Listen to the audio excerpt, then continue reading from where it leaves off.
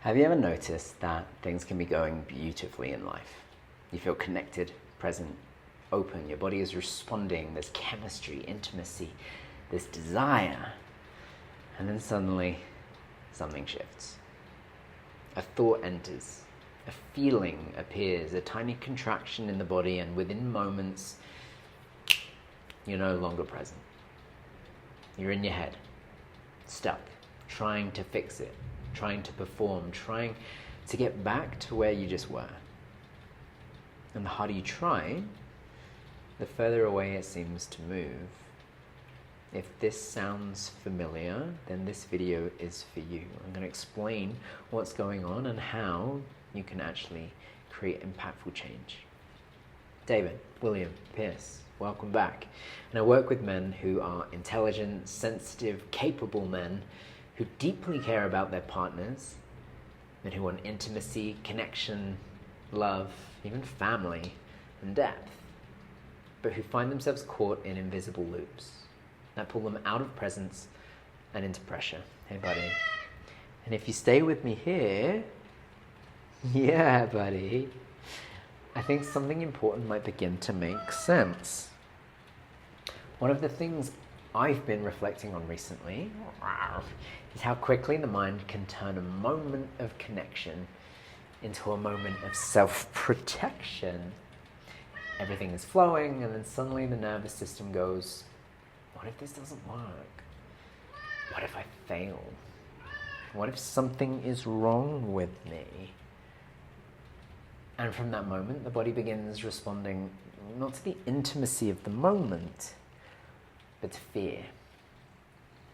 Tony Robbins speaks about state. Joe Dispenza speaks about breaking the habit of being yourself. Tantra speaks about the impurities, the malas, that distort our experience of reality. These are all different languages pointing to the same recognition, that your body is always responding to what you believe to be true. And from my studies of Napoleon Hill, belief is an integral piece when it comes to creating the life that you truly desire. In classical Tantra, there's something called anavamala, the impurity of individuation. The core misbelief that says that you're not enough, you're not whole, not complete, not safe. And from that belief, an entire identity can get constructed. This belief that you need to prove yourself, to perform, to get it right. He was just hungry. Like that, gone. And there was me thinking he wanted my attention. This false belief leads us to things like thinking we need to fix things before we can actually relax. And eventually, the nervous system becomes trained into vigilance. Not presence, not play or intimacy, but vigilance. The body starts scanning constantly for single signs of danger. A reaction, a disappointment, a facial expression, a shift in energy, a sensation in the body that then causes a loop to begin. And what's fascinating is that often the issue itself isn't actually the issue. The fear of the issue becomes the issue. The anticipation, the monitoring, the hyper-awareness. The body responds accordingly. Joe Dispenza would call this conditioning. The body memorizing the emotional past. Tantra calls it samskara, the patterned groove of consciousness. Tony Robbins would call it something like state conditioning. Again, all different language pointing to the same thing. A learned pattern, a loop. And what happens over time is that the identity begins attaching itself to the struggle. The story becomes that I am the guy who has challenges, who overcomes. I'm the sensitive one, the broken one trying to fix himself. And this is subtle because part of you genuinely grew through that struggle. You became more self-aware, more empathetic, more emotionally intelligent. But eventually there comes a point where the identity that once protected you begins limiting you. Because if your identity is organized around struggle, then peace can feel unfamiliar and even unsafe.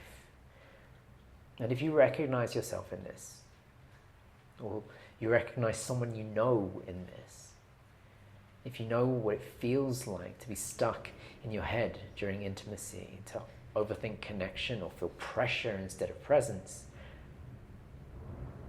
if you're kept in this sense of self-sabotage, this is exactly the work I do with men through men's transformational yoga. We work at the level beneath the symptoms.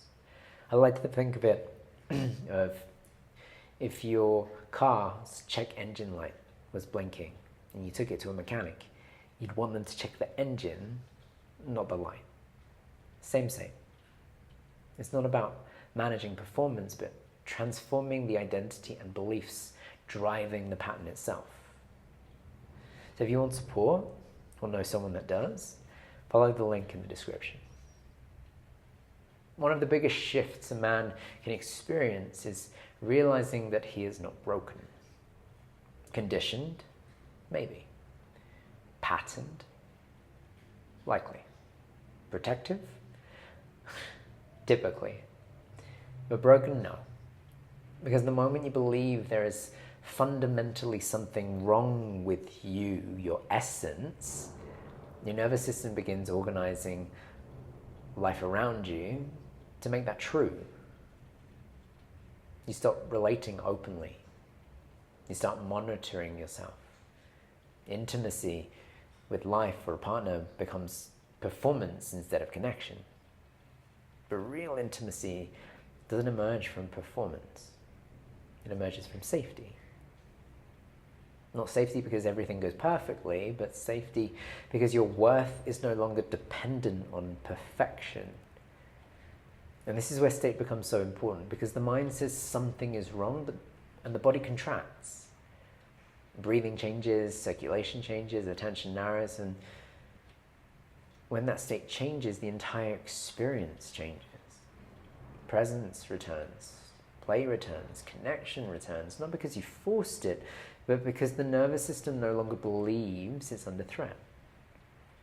One of the deepest truths I've learned is that trust isn't built in the absence of struggle. Trust is built by remaining connected even when struggle appears. And for me, that changes everything. Because suddenly the moment isn't failure anymore, it's simply practice, awareness, an opportunity for. It's not proof that something is wrong with you, but proof that your nervous system is asking for a different relationship with reality in that moment. So the next time the loop begins, notice it. Notice the thought that comes up, the feeling that you begin to experience, the story trying to reactivate and cause you to become reactive. And instead of unconsciously becoming it, just press pause. Take a breath or 2 or 3 or 10 and ask yourself, what belief is driving this right now? And then ask, is that belief still serving the life you want to create? Or is there an evolution that's being invited? Because eventually the old identity has to loosen. Feel better now? Good. Not through force, not through shame, or trying harder, but through awareness, through repetition, through safety, new experiences and meaning. The tool that I have for this is called the One Integration Framework. It's one of the tools I share with my clients, and which has helped me identify and change the patterns that were underpinning my life and holding me back from growing to my next level. So if you're interested in learning how to use it for yourself, follow the link in the description for MTY. And remember, you are not your conditioning. You are not your fear. You are not your past experiences. And the beautiful thing is the same nervous system that learned the pattern can learn something new. Presence can be learned. Safety can be enjoyed. Connection can be experienced. And over time, the body begins trusting life again. Not because the mind finally solved everything, but because you stopped treating yourself like a problem to fix. So, thank you for being here. Appreciate your presence. And I'll see you in the next transmission. Cheers.